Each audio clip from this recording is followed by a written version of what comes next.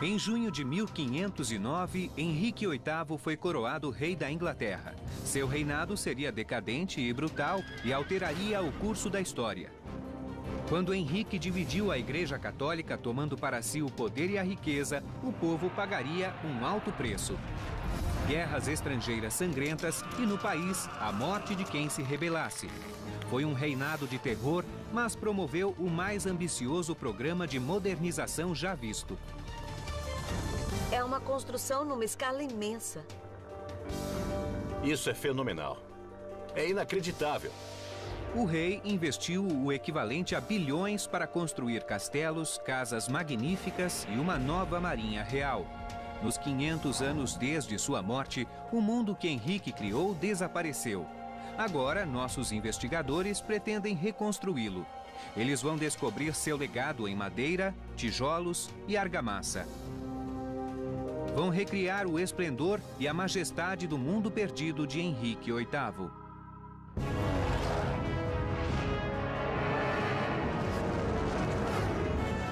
Mundos Perdidos. Megaestruturas de Henrique VIII.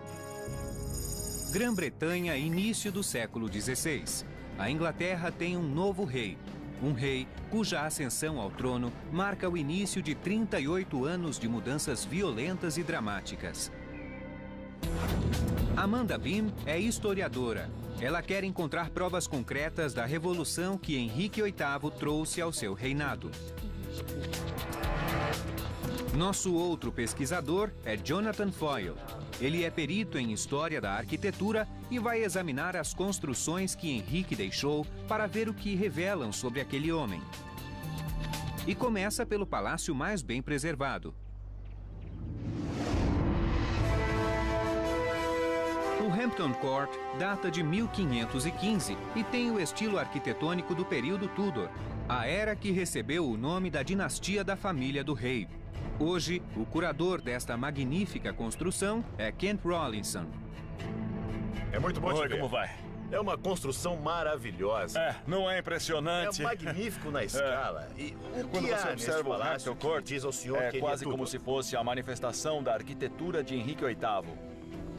Há os pequenos tijolos vermelhos com este maravilhoso padrão de motivos repetidos, o padrão em X de tijolos pretos queimados. Deve ter havido, com certeza, uma grande demanda de tijolos para essa região. Quem os faz? Você sabe de onde eles vêm e quanto tempo isso levou para ser construído? Sim, temos a contagem dos tijolos das construções e literalmente há milhões de tijolos sendo fabricados. O que acho impressionante é que muitos desses tijolos estão sendo feitos no parque, aqui. Então é como se o Hampton Court estivesse se erguendo do chão. Os artesãos de Henrique VIII usavam tijolos com efeitos deslumbrantes. Eram peritos em criar entalhes elaborados como estas chaminés. Por que as chaminés são tão altas, parecendo colunas? Você imagina que sejam assim para se afastar do fogo, mas é para elas serem vistas. Cada chaminé indica que há uma lareira e um fogo, e que você pode se aquecer e se acolher nela.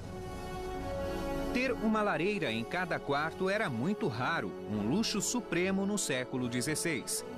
Mesmo as casas mais requintadas tinham uma lareira comum em um vestíbulo central.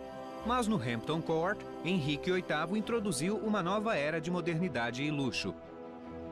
E quanto restou dos apartamentos de Henrique VIII? Certo. Me mostre o que restou do palácio que Henrique conheceu. Diversão em grande escala era uma das paixões de Henrique. O Hampton Court já ostentou cozinhas enormes com 3.300 metros quadrados que funcionavam como uma linha de produção industrial. Eles preparavam centenas de milhares de refeições por ano para servir no grande salão do palácio. Bom, chegamos. É um lugar maravilhoso. O grande salão. É simplesmente impressionante. lindo. Aquele é o lugar? Com certeza, você se sente pequeno. Você fica pequenino na presença de Henrique. Isto é como uma representação arquitetônica de Henrique VIII, mas é um marcador de cena. Você entra aqui e pensa, meu Deus, é algo assombroso. As abóbadas elevadas do grande salão eram a glória do Hampton Court de Henrique VIII. Mas boa parte do que foi construído está oculta por estruturas posteriores. Para compreender a escala do que foi realizado aqui, Jonathan sobe 112 degraus até o ponto mais alto do palácio. É incrível. É o melhor terraço no telhado que existe, Ken. Com certeza. E também é o único lugar para você ter a sensação real da proporção do palácio. Nós passamos pela entrada ali, não foi? Exato, é uma vigia na entrada. Passamos pelo pátio e entramos no grande salão. Sim, aquele prédio imenso lá é o grande salão onde estávamos. E aquilo ali? O que é aquilo?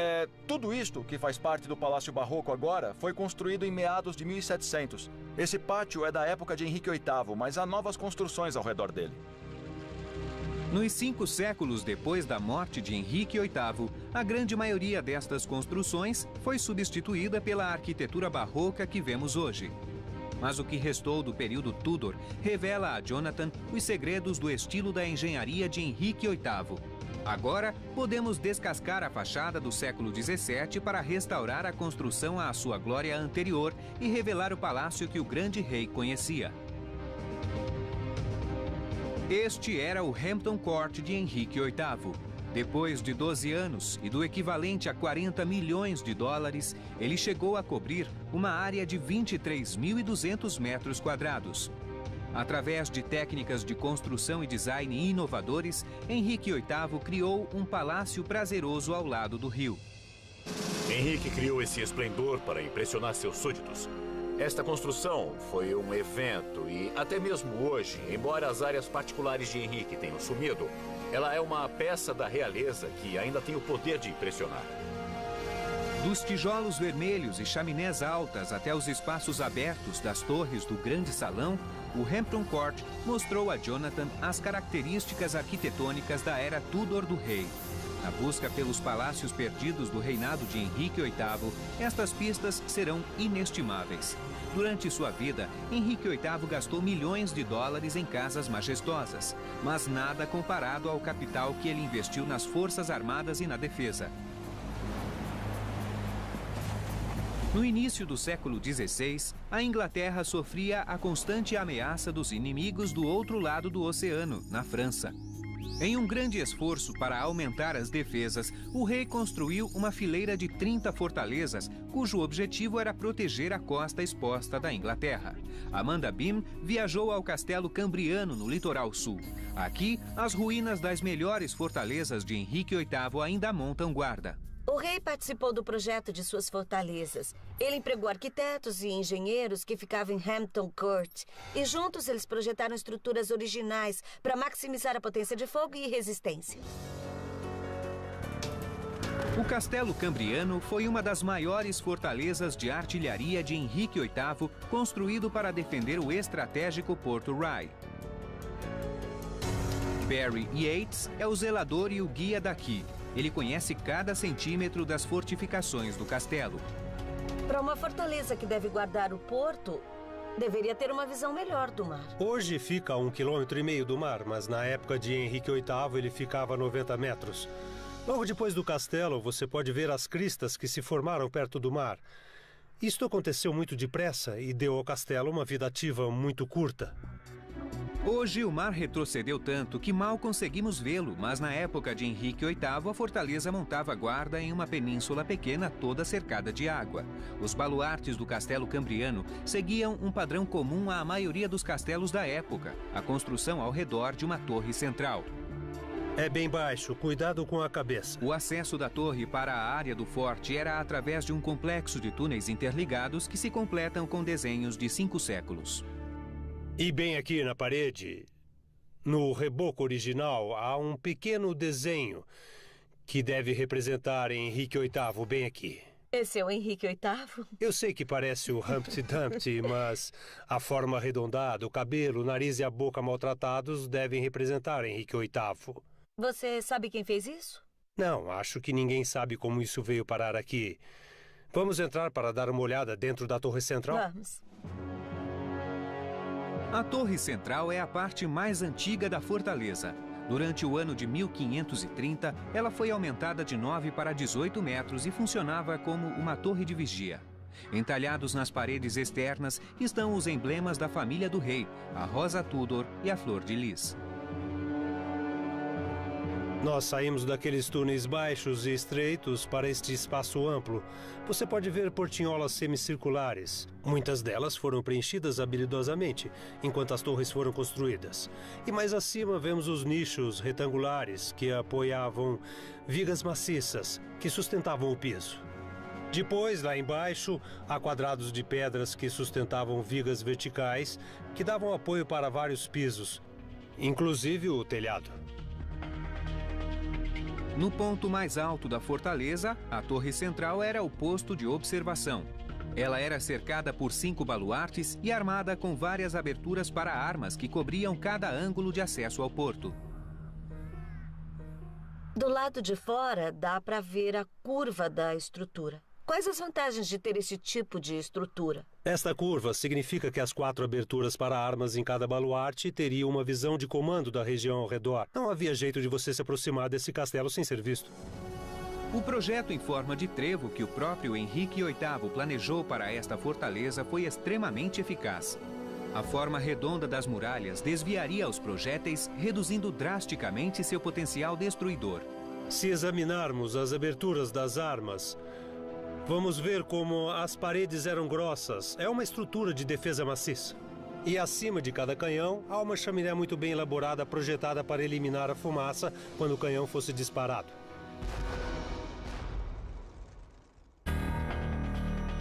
Com 18 aberturas para armas no nível mais baixo e 22 dispostas em sequência nos parapeitos dos baluartes, o castelo era equipado com grande poder de fogo. Era um obstáculo formidável a qualquer ataque. E Henrique VIII estava certo de fortalecer suas defesas. Em 1533, a Guerra da Inglaterra com a França assumiu novas proporções. Henrique VIII rompeu com a Igreja Católica e as grandes potências da Europa, leais ao Papa, uniram-se contra a Inglaterra em uma guerra santa. A seguir, da Costa do Sul, Amanda dirige-se ao norte para seguir a trilha de destruição deixada quando Henrique decidiu que a riqueza da Igreja seria dele.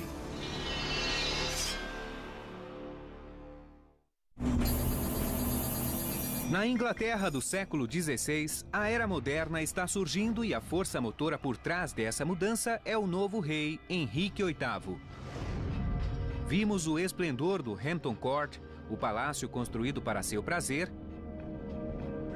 e visitamos as muralhas impenetráveis do Castelo Cambriano, sua fortaleza costeira. Mas Henrique não era só um construtor, era também uma força destruidora aterrorizante. Agora, Amanda Bean viaja para o norte com o especialista em monastérios medievais Jonathan Clark até as ruínas espetaculares do mosteiro Rivaux. A Igreja Católica Romana era a única ameaça ao poder e à influência de Henrique VIII. Ela dominava a vida da maioria das pessoas comuns que enriqueciam mosteiros como o Rivaux com doações de terra e dinheiro. Por que um senhor da região investiria em um monastério? Qual é o seu incentivo? Acho que há 2 razões, e talvez a mais óbvia é que é uma boa maneira de melhorar seu status, dar dinheiro para o monastério local. Mas a segunda razão é que você deve observar o raciocínio medieval, a ideia que você compra o seu lugar no paraíso. Então, os senhores locais em Helmsy investiam nessa região e garantiam seu caminho até Deus. Bom, olhando para Rivaux, acho que foram para o paraíso. Acho que você tem razão. A igreja aumentou o imposto para a salvação e no século XVI já possuía 1/3 das terras da Inglaterra. Tal qual Henrique VIII, os bispos e abades usavam suas terras para construir. O mosteiro Rivaux foi construído para competir com qualquer um dos palácios do rei, mas seus arquitetos absorveram as técnicas de construção que foram usadas aqui. Amanda foi para o coro ou santuário da igreja para descobrir mais sobre as habilidades desenvolvidas por gerações de mestres artesãos. Agora que a gente está dentro da igreja, eu estou realmente espantada com o tamanho imenso e a escala da construção. Esta é só uma parte de uma construção muito maior. Estamos vendo o lado oeste da construção, a parte do presbitério ou do coro da igreja. E para poder realmente construir uma coisa como esta, eles teriam que construir quase 2 metros de alvenaria por ano. Depois vinha o inverno e eles tinham que cobrir até em cima da parede com palha e recomeçar tudo na primavera.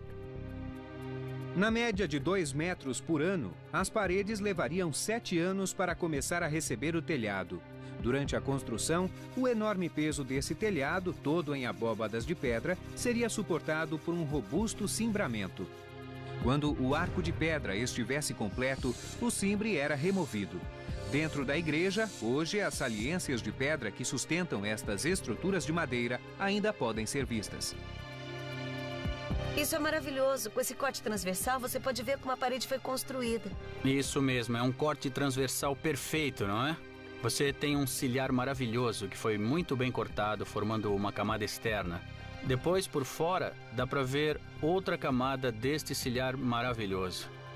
E entre eles, você tem pedregulhos, que foram colocados para sustentação com argamassa. Se olhar em cima, você vai ver que o acabamento é em pedra de novo. Isso é parte de uma janela, bem parecida, talvez, com aquela que temos completa ali. Esta parede deveria ter muitas janelas assim. Dos traços arquitetônicos das estruturas que restaram em Rivaux, é possível montar uma imagem da aparência final da igreja. Do começo ao fim, a construção levou 22 anos. Milhares de toneladas de pedra foram cortadas por centenas de artesãos. Eles estavam construindo um testamento em pedra à sua fé católica. Dos profundos espaços abertos até as altas janelas em arco que elevam os olhos aos céus, a igreja era um exemplo de construção projetada deliberadamente para fascinar. Henrique VIII usou os mesmos detalhes para obter o mesmo efeito na arquitetura sublime de seus palácios. Mas em 1538, ele atacaria esses lugares de contemplação com um golpe terrível. Depois de uma amarga batalha com o Papa por causa do divórcio com a primeira esposa, Catarina, Henrique VIII denunciou a autoridade da Igreja em Roma. Ele se declarou o chefe supremo da Igreja na Inglaterra e exigiu a liquidação de todos os bens da Igreja Católica Romana. O rei ordenou que seus homens avaliassem os bens de cada monastério na região. Depois, ele saqueou esses bens com entusiasmo ilimitado. Depois que foram largados e despojados de todos os valores, os vidros das janelas, as folhas de chumbo dos telhados, os monastérios foram ficando abandonados. A pilhagem do rei destruiu um modo de vida e muitas das melhores construções da Inglaterra. Mas graças ao projeto inovador da Universidade de Sheffield, todo o local do monastério em Rivaux foi mapeado digitalmente. Agora é possível ver toda a grandiosidade dessas construções sagradas. Quando estes lugares foram pilhados, saqueados e abandonados, a perda para o país foi muito maior do que a morte dessas obras-primas da engenharia medieval.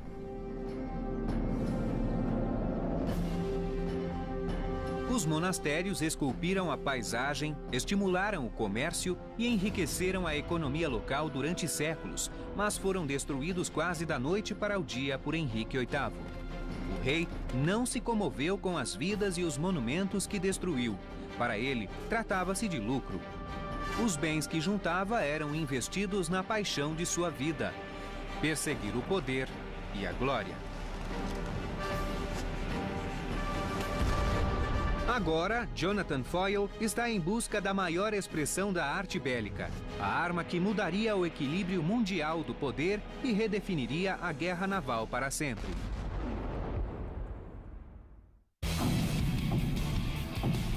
BIM.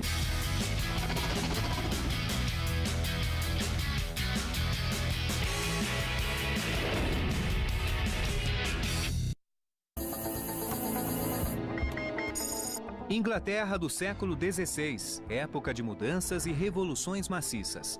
O reinado de Henrique foi definido por construção e destruição em medidas iguais. Jonathan Foyle viu a beleza e a grandiosidade do Palácio do Rei em Hampton Court.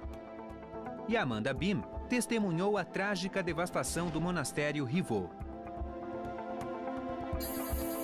Agora, Jonathan viaja de Londres para o sul até a cidade natal de Portsmouth, em busca do orgulho e alegria do rei, a arma que o levou à vitória e esmagou seus inimigos. Henrique VIII tinha apenas 18 anos quando assumiu o trono em 1509 e uma das primeiras coisas que ele fez foi nomear uma frota de navios de guerra que iria se tornar a base da marinha moderna. Henrique VIII chegou ao poder com a ambição de conquistar e governar a França. Imediatamente ele começou os preparativos para a guerra. Como fez com os projetos de engenharia, Henrique queria a mais moderna tecnologia. Ele encomendou uma frota mais avançada do que qualquer armada existente. Sua nau capitânia, Mary Rose, perdeu-se por mais de 500 anos e depois ela foi tirada do leito do oceano e trazida para cá, para Portsmouth, o lar da marinha moderna, e eu vim vê-la. Para o Mary Rose e sua tripulação, o relógio parou quando o navio afundou em 19 de julho de 1545. O navio acabou afundando de lado. 5 séculos depois, quando foi descoberto, milhares de toneladas de lodo tinham preservado uma parte transversal completa do casco. Hoje, os destroços do navio e os artefatos encontrados dentro dele oferecem uma visão única do mundo Tudor, um mundo que o próprio Henrique havia criado. Jonathan encontrou-se com Chris Dobbs, que planejou o resgate da inestimável cápsula do tempo. Chris, o Mary Rose era especial na época dele?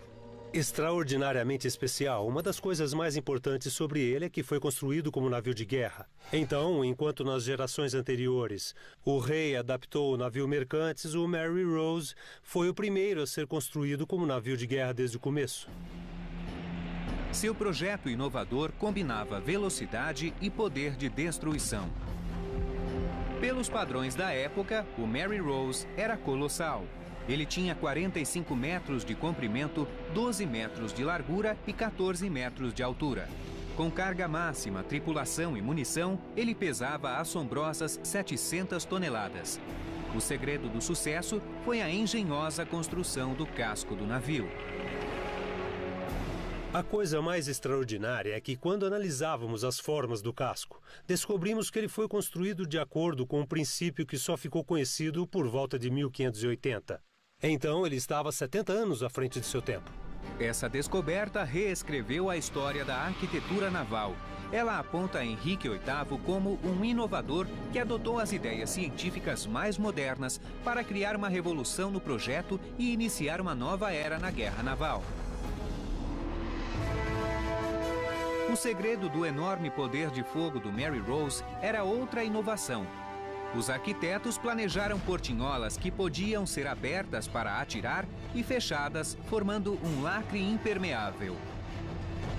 Era simples e eficaz, e as armas principais dos navios podiam ficar posicionadas perto da linha da água.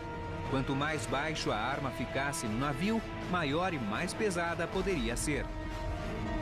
No Museu Mary Rose, alguns dos canhões de bronze mais bem conservados estão em exposição. Chris conta que eles eram tão mortais quanto bonitos. E você atira com isso? Certa variedade de itens, e essa era a vantagem do Mary Rose. Eles podiam disparar projéteis de pedra, podiam disparar pequenos cilindros, que funcionavam quase como granadas. Podiam disparar projéteis de ferro, de chumbo. Era uma variedade de projéteis que podiam ser disparados de armas diferentes. Parece terrível. Embora eles tenham parado de atirar, eles ainda falam alto como objetos, não é? Eles dizem muito sobre o rei e as operações militares. São a soma de todas as partes, não acha? É, isso mesmo. O Mary Rose fala mais sobre Henrique VIII que qualquer outro documento oficial que conheço. Ele fala sobre os interesses dele, onde gastava seu dinheiro. E é aqui onde ele gastava seu dinheiro, com armas de bronze e em grandes navios de guerra. Na guerra, o Mary Rose provou ser invencível. Mas a vida abaixo do convés para os artilheiros não era fácil. Dentro de uma área do casco reconstruído, Chris explica os desafios que enfrentavam. Era aqui que acontecia a ação principal, nesse compartimento. ficavam 4 armas. Uma dessas armas de bronze, 2 armas de ferro e outra arma de bronze. Então, no auge da batalha, havia muita ação aqui, muita fumaça saía das armas. Na verdade, eles projetaram pequenas escotilhas acima de cada arma para que a fumaça saísse e a luz entrasse. Assim, você viu o que estava fazendo.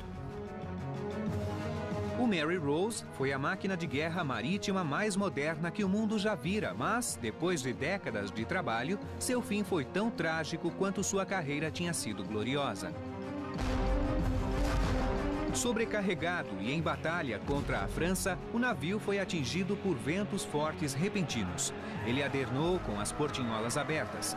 Milhares de toneladas de água entraram no casco e, sob os olhos do rei, o Mary Rose afundou, matando 470 pessoas da tripulação de 500.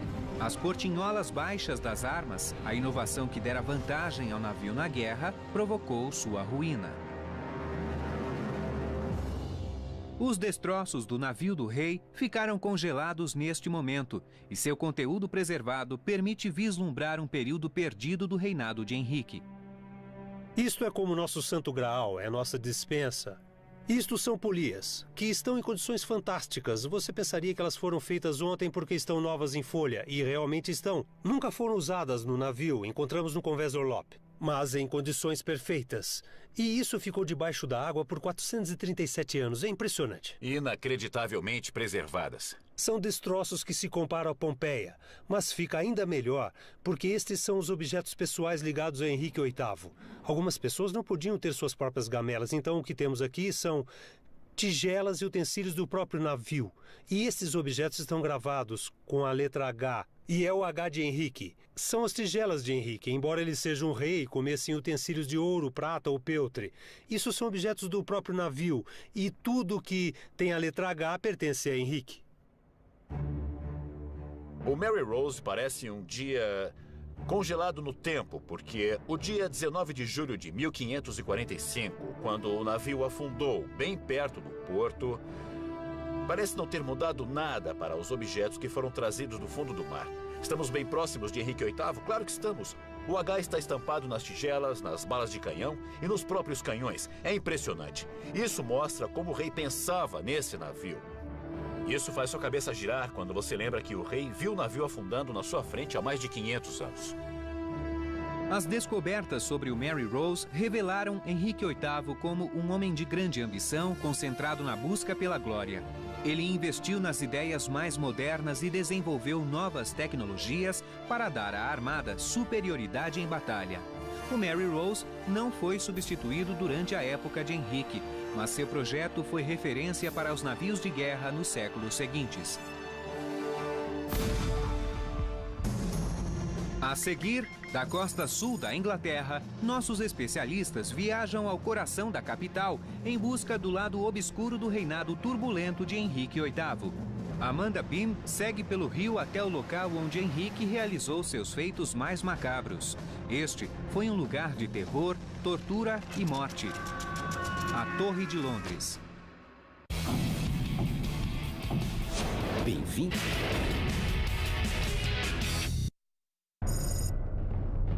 Na Inglaterra do século XVI, Henrique VIII era o rei.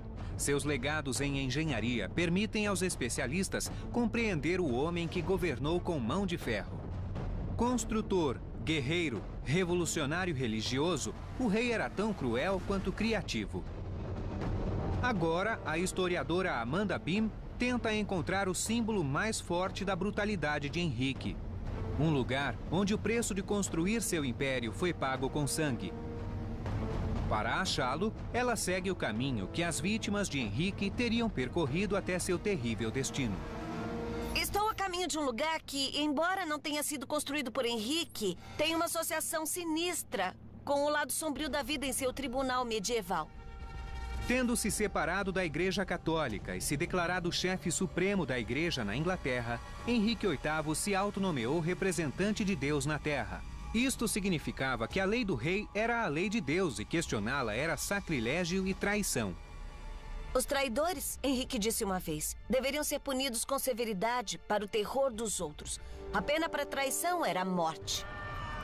Henrique era cruel no cumprimento de sua lei. Durante os anos em que reinou, mandou executar 78 mil pessoas, o equivalente a 5 pessoas por dia durante todo o seu reinado. Na capital, um lugar seria sinônimo de seu reinado de terror: a Torre de Londres. Para os novos prisioneiros, a entrada até a torre era por barco pelo Portão dos Traidores. É impossível imaginar o medo e o terror que os prisioneiros devem ter sentido enquanto eram conduzidos por baixo daquele arco e para dentro da torre. Hoje, o acesso à torre através do Portão dos Traidores está emparedado. Mas, se removermos este dique, podemos mostrar a terrível etapa final da jornada que as vítimas de Henrique faziam até a torre, através de um túnel fedorento, escuro e úmido, até os enormes portões de entrada. Amanda vai ser acompanhada até a torre por Jane Spooner, curadora dos prédios históricos. Jane, isso é imenso. Uma estrutura imponente como esta dá uma sensação incrível. Explica um pouco. Quando um prisioneiro chegava aqui, o que ele ia ver? Quando você passava pelo túnel, que agora está fechado, você se deparava com esses portões imponentes. Eles desembarcavam em um cais e subiam alguns degraus. Os prisioneiros andavam por aqui, entravam na Torre de Londres e nunca mais viam o lado de fora da torre. Nunca mais, dependendo de seu destino. Mas a torre nem sempre foi um local de encarceramento e tortura. Na verdade, ela foi construída em 1078 para servir de base para o poder real em Londres. Ao longo dos séculos, até o reinado de Henrique VIII, ela foi adaptada e ampliada para receber um fosso e um complexo de prédios anexos. A famosa Torre Branca recebeu esse nome porque costumava ser caiada. Ela tem 27 metros de altura e é uma construção imponente. Na base, as paredes da torre têm 4,5 metros de espessura. Tradicionalmente, reis e rainhas ficavam na torre nos dias anteriores à coroação. Henrique observou esse costume com a primeira esposa Catarina de Aragão e com a segunda, Ana Bolena.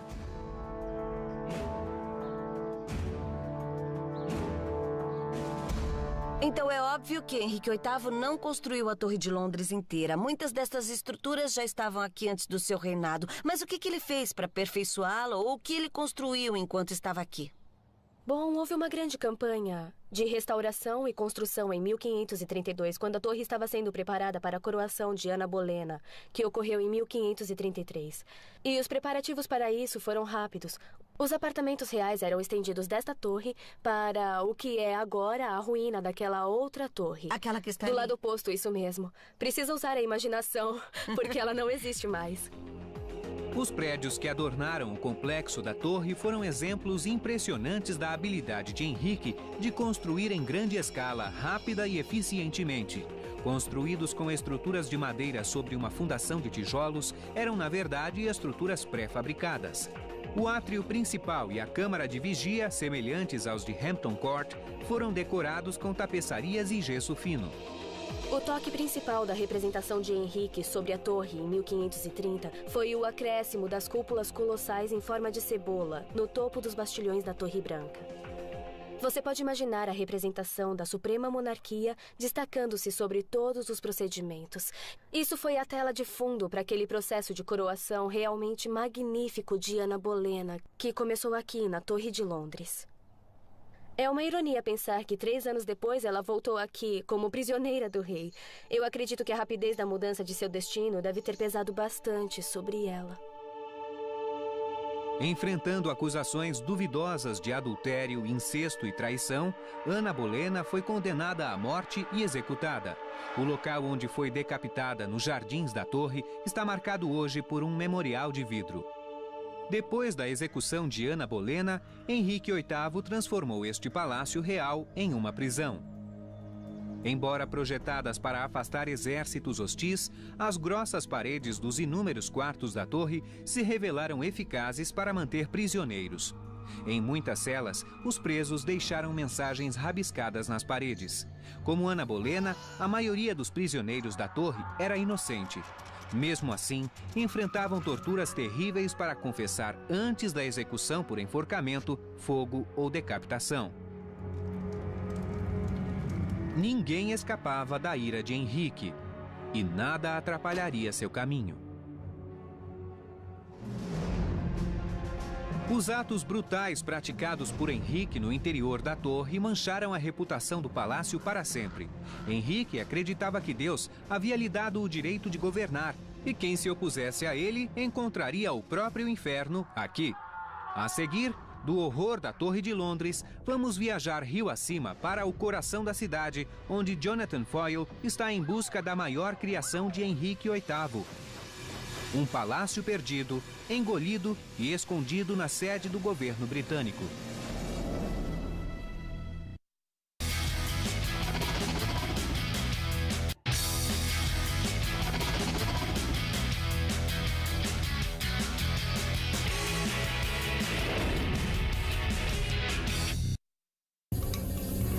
No início do século XVI, a Inglaterra e o rei Henrique VIII mudaram a face deste país.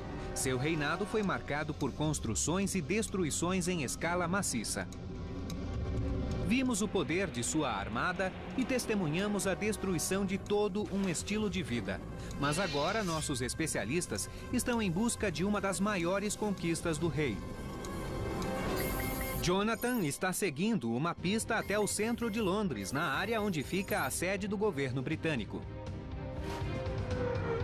Ele recebeu autorização para explorar estes prédios secretos em busca do que restou do maior palácio de Henrique. Nas portas imensas do Ministério da Defesa, ele se encontra com o historiador Glenn Richardson. Glenn, que bom te ver. Bem-vindo ao Ministério da Defesa. Obrigado. Jonathan recebeu acesso exclusivo ao centro da sede da Defesa Britânica porque foi aqui, 3 andares abaixo, que ele descobriu algo surpreendente. Uma relíquia da época em que este era o Palácio de Whitehall.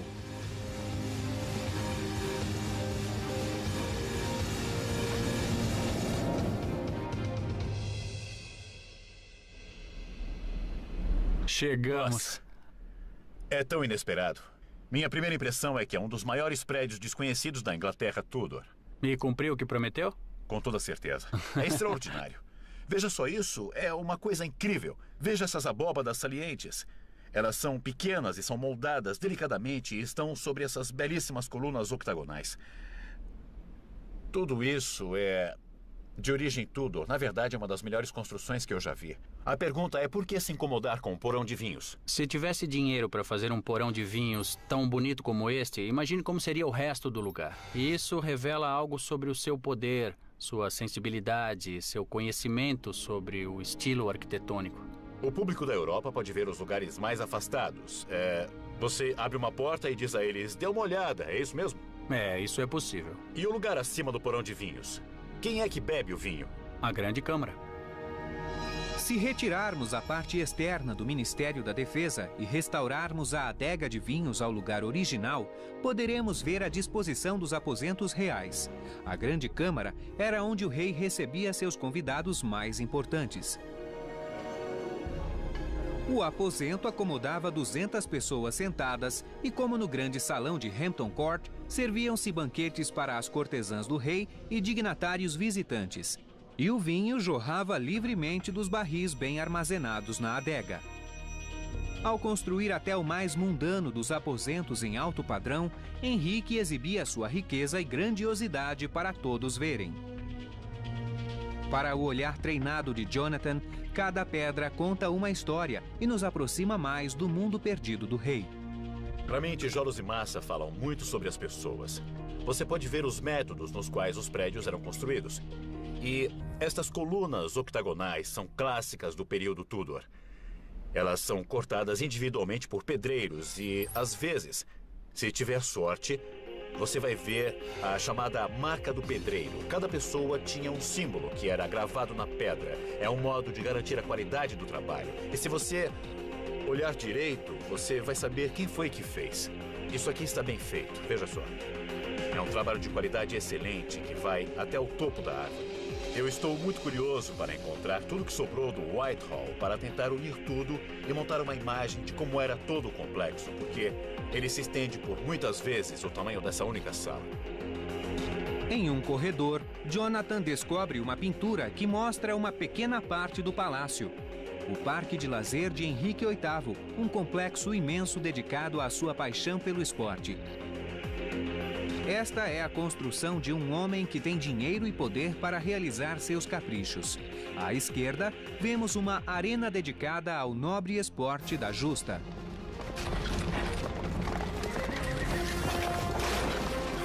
Era um passatempo nascido do treinamento de cavaleiros para a batalha e na corte de Henrique VIII, os torneios podiam durar dias. Grandes somas de dinheiro eram ganhas ou perdidas com o resultado destas batalhas sangrentas. Assim como a arena para as justas, o rei construiu pistas de boliche, uma arena para rinhas de galo e as mais extraordinárias quadras de tênis. Mas hoje não há um único vestígio deste complexo. Em vez dele, o gabinete oficial, sede do alto escalão do governo, está sobre o local onde era o parque de diversões de Henrique e esconde tesouros. Ah, isso é tudo, não é? Pequenos tijolos vermelhos, eu reconheço esse tipo de torreão. É como o de um palácio. Este é o quarto 119. E que quarto? A parede da quadra de tênis Tudor. Isso é incrível. Olha, não dá para acreditar. Nestas extraordinárias relíquias escondidas, construídas no padrão clássico dos tijolos vermelhos da era Tudor, Jonathan testemunhou a grandiosidade da quadra de tênis real, e era apenas um prédio de um complexo de tamanho de 50 campos de futebol. No local onde ficava a Arena do Rei, uma maquete simples ilustra a espetacular disposição do palácio. Aqui temos uma maquete do Palácio Whitehall em 1670, alguns anos depois de Henrique. Você pode ver aqui os alojamentos privados e a parte residencial do palácio. E o porão de vinhos de Henrique VIII que vimos está aqui. Estou vendo. E é um grande corredor. E depois o porão de vinhos, que acabamos de ver antes de ser modificado. Isso mesmo. Esta é a quadra de tênis do outro lado, do lado do parque. Nós vimos isso. A janela do meio, não é? E o botarel. Isso mesmo, e atrás dessa parede é a arena. E agora estamos bem aqui, no centro do complexo esportivo. Como você pode ver em escala maior, uma cidade propriamente dita. Quando a noite cai sobre Londres, há uma chance de mostrar o perfil do magnífico Palácio de Henrique visto por cima da espetacular London Eye.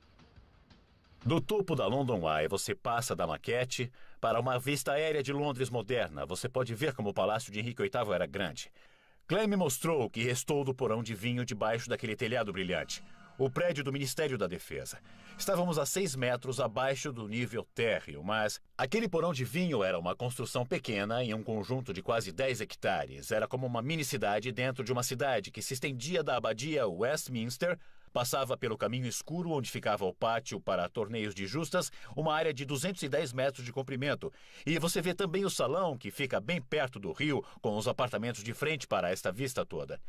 Seria impressionante para qualquer um em um navio há 500 anos. Depois você continua andando, passa pela área de serviço, os estábulos e chega perto daquela estação moderna, a Charing Cross. Aquele trecho de 800 metros era um palácio. Agora, olhe em volta, onde era o Pátio das Justas. E ele se estende na direção do Parque St. James, a área de caça de Henrique. E, do outro lado, você vai ver, comparativamente pequeno, o Palácio de Buckingham. Agora, imagine como se apresentava a monarquia britânica, comparada como ela é agora. Em 1530, às margens do rio Tâmisa, o Palácio Whitehall erguia-se como uma das maiores conquistas do reinado. Com mais de 1.500 quartos, ele era do tamanho de uma pequena cidade e abrigava todos os funcionários do rei, de políticos a carregadores, cozinheiros e cortesãs. Tudo em grande estilo, à altura de qualquer palácio do mundo. Estendendo-se ao longo do rio por mais de 800 metros e cobrindo uma área de 280 mil metros quadrados, o Whitehall era a maior residência real que a Europa tinha visto.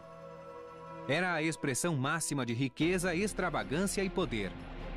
Durante sua vida, Henrique VIII expandiu sua autoridade real e deu maior projeção à monarquia inglesa, mas ao mesmo tempo desmantelou a estrutura do próprio país. Ele destruiu monastérios, desautorizou a igreja e travou uma guerra sangrenta na Europa. Hoje, a Inglaterra é definida em parte pelos atos desse grande homem. Mas cada tijolo de cada uma das surpreendentes criações de Henrique VIII está manchado com o sangue de suas vítimas.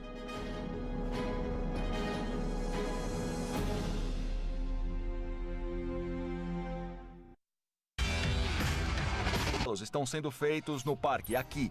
Então é como se o Hampton Court estivesse se erguendo do chão. Os artesãos de Henrique VIII usavam tijolos com efeitos deslumbrantes. Eram peritos em criar entalhes elaborados como estas chaminés. Por que as chaminés são tão altas, parecendo colunas? Você imagina que sejam assim para se afastar do fogo, mas é para elas serem vistas. Cada chaminé indica que há uma lareira e um fogo, e que você pode se aquecer e se acolher nela. Ter uma lareira em cada quarto era muito raro, um luxo supremo no século XVI. Mesmo as casas mais requintadas tinham uma lareira comum em um vestíbulo central. Mas no Hampton Court, Henrique VIII introduziu uma nova era de modernidade e luxo. E quanto restou dos apartamentos de Henrique VIII? Certo. Me mostre o que restou do palácio que Henrique conheceu. Diversão em grande escala era uma das paixões de Henrique. O Hampton Court já ostentou cozinhas enormes com 3.300 metros quadrados que funcionavam como uma linha de produção industrial. Eles preparavam centenas de milhares de refeições por ano para servir no grande salão do palácio. Bom, chegamos. É um lugar maravilhoso. O grande salão. É simplesmente impressionante. lindo. Aquele é o lugar? Com certeza, você se sente pequeno. Você fica pequenino na presença de Henrique. Isto é como uma representação arquitetônica de Henrique VIII, mas é um marcador de cena. Você entra aqui e pensa, meu Deus, é algo assombroso. Azabó, um rei cuja ascensão ao trono marca o início de 38 anos de mudanças violentas e dramáticas. Amanda Bean é historiadora. Ela quer encontrar provas concretas da revolução que Henrique VIII trouxe ao seu reinado. Nosso outro pesquisador é Jonathan Foyle. Ele é perito em história da arquitetura e vai examinar as construções que Henrique deixou para ver o que revelam sobre aquele homem. E começa pelo palácio mais bem preservado. O Hampton Court data de 1515 e tem o estilo arquitetônico do período Tudor, a era que recebeu o nome da dinastia da família do rei. Hoje, o curador desta magnífica construção é Kent Rawlinson. É muito bom de ver. Como vai? É uma construção maravilhosa. Não é impressionante? É magnífico na escala. E o Quando que você há nesse observa o palácio Hampton Court, que diz ao senhor que é ele quase tudo? como se fosse a manifestação da arquitetura de Henrique VIII. Há os pequenos tijolos vermelhos com este maravilhoso padrão de motivos repetidos, o padrão em X de tijolos pretos queimados. Deve ter havido, com certeza, uma grande demanda de tijolos para essa região. Quem os faz? Você sabe de onde eles vêm e quanto tempo isso levou para ser construído? Sim, temos a contagem dos tijolos das construções e literalmente há milhões de tijolos sendo fabricados. O que acho impressionante é que muitos desses tijolos...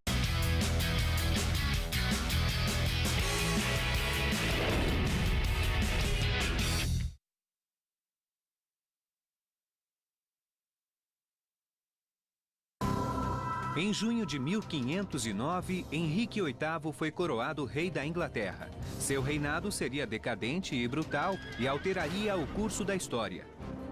Quando Henrique dividiu a Igreja Católica, tomando para si o poder e a riqueza, o povo pagaria um alto preço. Guerras estrangeiras sangrentas e, no país, a morte de quem se rebelasse.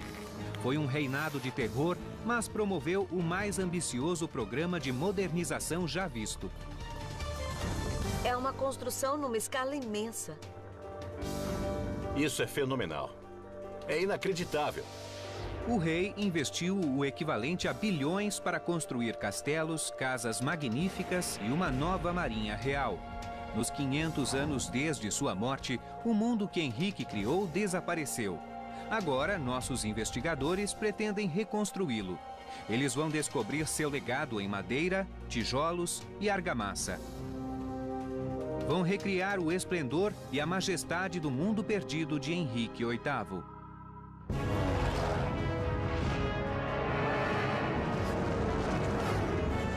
Mundos Perdidos, megaestruturas de Henrique VIII.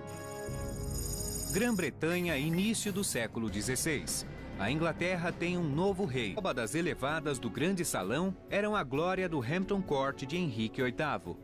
Mas boa parte do que foi construído está oculta por estruturas posteriores. Para compreender a escala do que foi realizado aqui, Jonathan sobe 112 degraus até o ponto mais alto do palácio. É incrível! É o melhor terraço no telhado que existe, Ken. Com certeza. E também é o único lugar para você ter a sensação real da proporção do palácio. Nós passamos pela entrada ali, não foi? Exato, é uma vigia na entrada. Passamos pelo pátio e entramos no grande salão. Sim, aquele prédio imenso lá é o grande salão onde estávamos. E aquilo ali? O que é aquilo? Tudo isto, que faz parte do Palácio Barroco agora, foi construído em meados de 1700. Esse pátio é da época de Henrique VIII, mas há novas construções ao redor dele. Nos 5 séculos depois da morte de Henrique VIII, a grande maioria destas construções foi substituída pela arquitetura barroca que vemos hoje. Mas o que restou do período Tudor revela a Jonathan os segredos do estilo da engenharia de Henrique VIII. Agora, podemos descascar a fachada do século XVII para restaurar a construção à sua glória anterior e revelar o palácio que o grande rei conhecia. Este era o Hampton Court de Henrique VIII. Depois de 12 anos e do equivalente a 40 milhões de dólares, ele chegou a cobrir uma área de 23.200 metros quadrados. Através de técnicas de construção e design inovadores, Henrique VIII criou um palácio prazeroso ao lado do rio. Henrique criou esse esplendor para impressionar seus súditos. Esta construção foi um evento e, até mesmo hoje, embora as áreas particulares de Henrique tenham sumido, ela é uma peça da realeza que ainda tem o poder de impressionar. Dos tijolos vermelhos e chaminés altas até os espaços abertos das torres do Grande Salão, o Hampton Court mostrou a Jonathan as características arquitetônicas da era Tudor do rei. Na busca pelos palácios perdidos do reinado de Henrique VIII, estas pistas serão inestimáveis. Durante sua vida, Henrique VIII gastou milhões de dólares em casas majestosas, mas nada comparado ao capital que ele investiu nas forças armadas e na defesa. No início do século XVI, a Inglaterra sofria a constante ameaça dos inimigos do outro lado do oceano, na França. Em um grande esforço para aumentar as defesas, o rei construiu uma fileira de 30 fortalezas, cujo objetivo era proteger a costa exposta da Inglaterra. Amanda Beam viajou ao Castelo Cambriano, no litoral sul. Aqui, as ruínas das melhores fortalezas de Henrique VIII ainda montam guarda. O rei participou do projeto de suas fortalezas. Ele empregou arquitetos e engenheiros que ficavam em Hampton Court. E juntos eles projetaram estruturas originais para maximizar a potência de fogo e resistência. O castelo